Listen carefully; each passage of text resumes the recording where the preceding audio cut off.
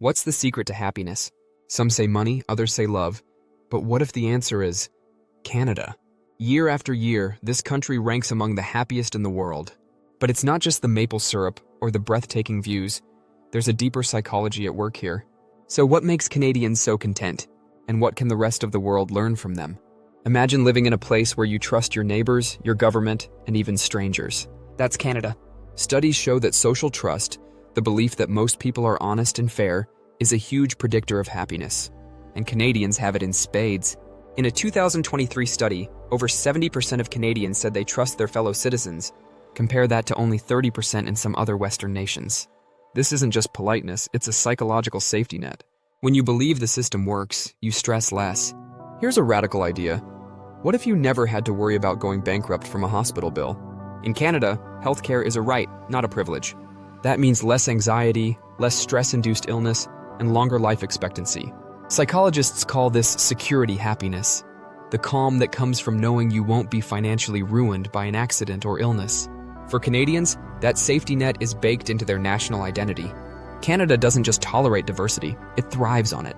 Nearly 1 in 4 Canadians is an immigrant, and cities like Toronto are among the most multicultural in the world. But here's the twist. Exposure to different cultures doesn't divide Canadians.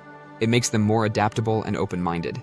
Research shows that diverse societies foster cognitive flexibility, the ability to see problems from multiple perspectives. In short, Canadians are happier because they're wired to handle change better. You can't talk about Canadian happiness without mentioning nature. With 90% of the population living within 100 miles of the US border, the rest of the country is basically one giant national park. And guess what? Nature is a proven antidepressant. Studies prove that spending time in green spaces lowers cortisol, the stress hormone, and boosts serotonin. Some doctors in Canada even prescribe nature visits for mental health. When your backyard looks like a postcard, it's hard to stay gloomy. Yes, Canadians apologize a lot. But this isn't just about manners, it's a psychological strategy. Saying sorry, even when you're not wrong, diffuses conflict and strengthens social bonds. In a way, it's Canada's secret weapon against everyday stress. Harvard research found that cultures valuing harmony over confrontation report higher life satisfaction. Canadians don't avoid conflict because they're pushovers. They do it because it works. So, is Canada perfect? Of course not.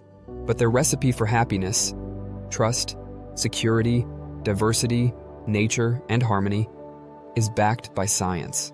Maybe the rest of us don't need more money or stuff. Maybe we just need a little more Canadianness in our lives.